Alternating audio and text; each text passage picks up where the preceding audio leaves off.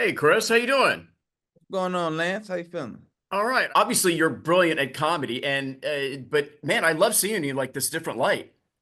Oh, thank you, man. I really appreciate that. It was really fun to do, Yeah, honestly. I'm sure it looked like it. So, how did this like part come to you? Were you looking to sort of pivot, I guess, to something more dramatic? Well, I've always loved dramatic, and I've done some stuff, Chicago PD. I've done some like some drama stuff, but I hadn't done it in a long time, and I was really interested in doing it. I love comedy, so I don't want to do it to the point where people forget that's what I do. But I've always been interested in dramas. I watch them more than I watch anything else, and so it was just like an exciting challenge to be able to see if I had, see if my chops could translate in that way. And I was excited to be able to have an opportunity to rise Yeah, to the occasion. yeah. Obviously, it did because you're such, you've got this great comedy mind. Like when you're doing something dramatic, do you some your instincts to like try and like squeeze in something like funny or anything? Like, do you have to tamp down those instincts sometimes? Yeah, absolutely. I talk shit up for a living, and and I rarely am told what to do. So, and then I made a living off of being able to improvise in any moment. But that was what was interesting about drama is I knew that like drama writers are so particular about their scripts and how you say every single word and wanting every single word to be said. So it was about knowing that I was coming to this job with a different tool set, a different set of tools, and that some of my skill sets not gonna work here. And at the end of the day, it's about trusting the writers and knowing that the writers know the story way better than I will and I do, and and what I'm building here is a vision that was here before I was. So so as long as I can deliver that, I feel good about it. So it was just knowing and being aware that I have things to learn and just not to try to be funny. I felt like being funny was the last thing they wanted me to do. You know what I mean?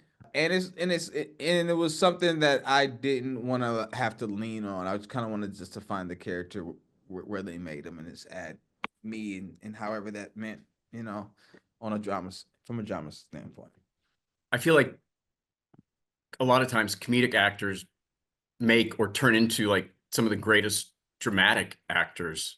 That'd be great. That'd be amazing. You know what I mean? Like, yeah, I feel like a lot of us comedians can do that. You know what I mean? If given the chance, you know, eh, yeah. I just feel like I've seen a lot of comedians and comedic actors that are just that you can tell that's just really good actors. And yes, it's cool when we're able to be given the chance to show that. You know.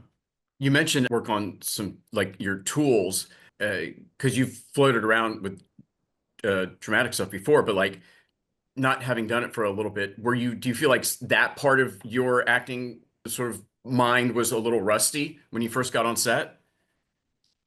Not even rusty. I think it's just like I don't there are things I just have not done and things I just haven't done a whole lot of. And I think that I came in there knowing that I was gonna be trying to learn from the people I'm watching. I had to do a lot of studying, knowing my lines, just being prepared and being prepared so that I can switch and give the director what they're looking for, like try out my different takes on what the scene is gonna need. But again, I watch a lot of these shows. I watch, you know, I watch a lot of these shows, so I kind of know the tone. I know what I'm going for. So it's kind of the same techniques I use for comedy, only I'm not looking for moments to make you laugh. I'm looking for moments to feel something or make you feel something or like make sure a point is getting across or switching the inner so it feels like something is like a so it feels like something is like a moment that's layered and not just like one note. And so it was just kind of focusing on different things. You've done like a lot of stuff, but this show is a great cast. So when you first walk on the set, were you like nervous, especially, people knowing you for comedy, like you had to like prove your dramatic chops to everybody? Hell yeah, Playboy. Oh I was like, yeah? I mean, in a way, yeah. It's okay. So like I'm sure of myself, and I think that I was like, I know I can do this.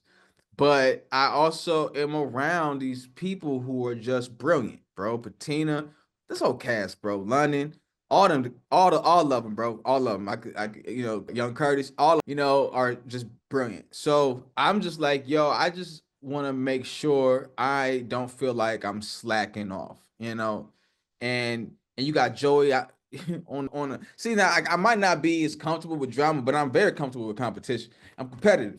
And I see Joey acting his ass off. Like Joey's cut up and across from me and acting his ass off, bro. And I'm like, okay, he ain't gonna just act me like that. So I'm just like trying to bring it up so when people see the scene, they could be like, yeah, they were acting their ass off. You know what I mean? Like, I just wanted to make sure I was bringing my part to it, and so just to stay open and stay self-aware, I think was the best way to go. Yeah, from what I've seen, like you definitely brought it. So yeah. I, Yeah, man. So keep it up. And go back and I keep it a little more comedy because you're great.